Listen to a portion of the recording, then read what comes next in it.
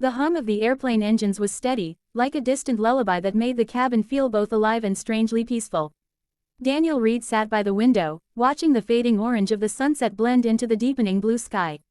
His reflection on the glass looked exhausted. The sharp jawline that once made him appear powerful now only made him look hollow. His tie hung loose, and dark circles shadowed his eyes.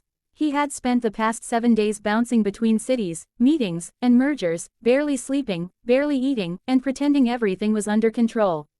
He was the kind of man people looked up to, a self-made billionaire, CEO of Reed Technologies, the kind of success story magazines adored. But in the quiet of that airplane cabin, none of it mattered.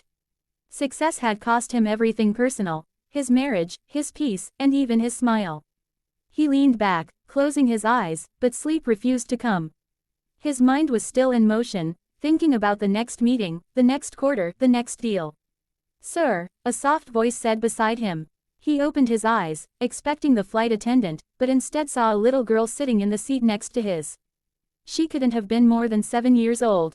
Her brown curls framed a round, curious face, and her big hazel eyes sparkled as she stared up at him. She hugged a worn-out stuffed bunny that looked like it had traveled the world with her. "You look tired," she said simply. Daniel blinked, unsure how to respond. Few people ever spoke to him so directly.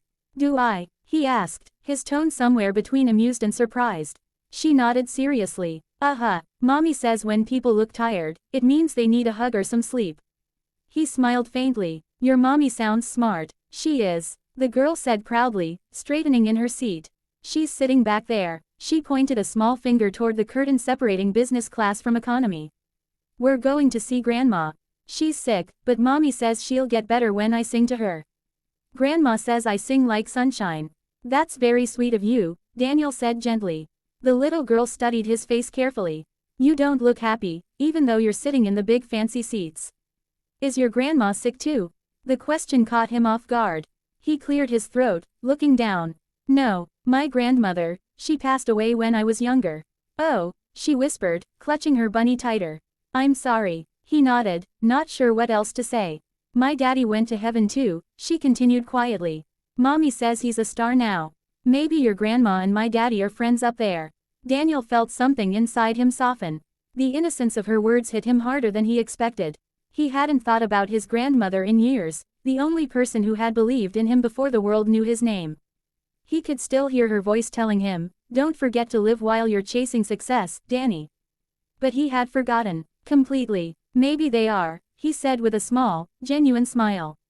Her face lit up. "Then you don't have to be sad.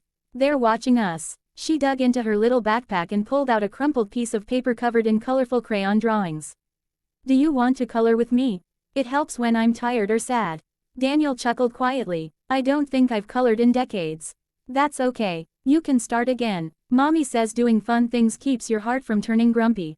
She handed him a blue crayon, broken in half but still usable. He took it, hesitated a moment, then began coloring in the sky on her drawing. It was oddly calming, filling in the lines while the little girl hummed beside him.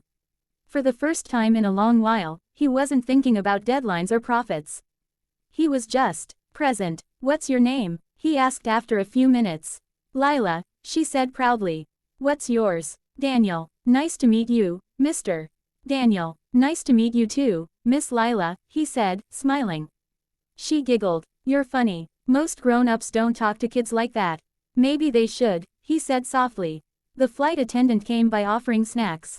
Lila refused politely, then rummaged through her bag again. "You can have one of mine," she said, holding out a small packet of cookies. "They're chocolate chip. Daddy used to say they make sad people happy." Daniel hesitated before taking one. "Thank you." "You're welcome," she said, taking a big bite of her own cookie. "You already look a little better." He raised an eyebrow, amused. "Do I?" "Yep. Cookies always work." Her laughter was infectious. Daniel found himself smiling wider than he had in weeks. The hours passed more quickly than he expected. Lila kept talking, about her school, her cat named Pepper, how she wanted to be a doctor so she could fix people's hearts, not just their arms.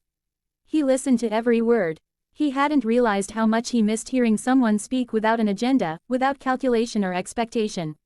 When the captain announced they were descending, Lila began to yawn.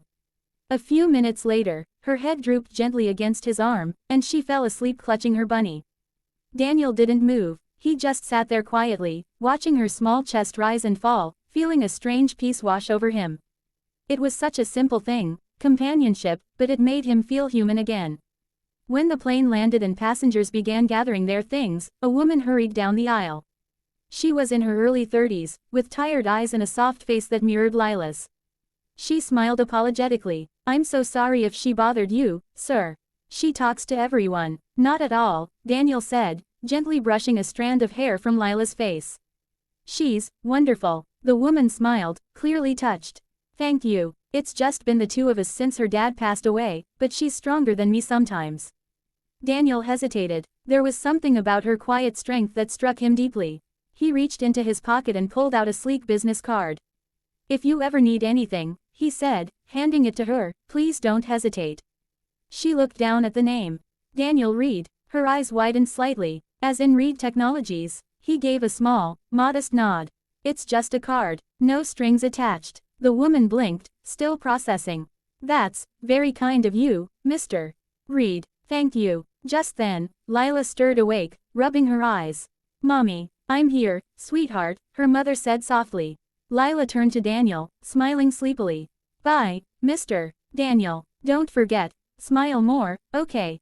Daniel chuckled. "I'll try, Lila." As they walked away down the aisle, Daniel sat for a moment, unmoving. He noticed the broken blue crayon still lying on the tray table, left behind in her hurry.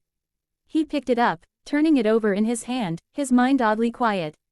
He slipped the crayon into his pocket, unaware that this small act, this brief meeting with a little girl on a plane, would soon change everything about the way he lived, the way he led, and the way he saw the world. Because sometimes, it takes the simplest soul to remind the most powerful man what truly matters.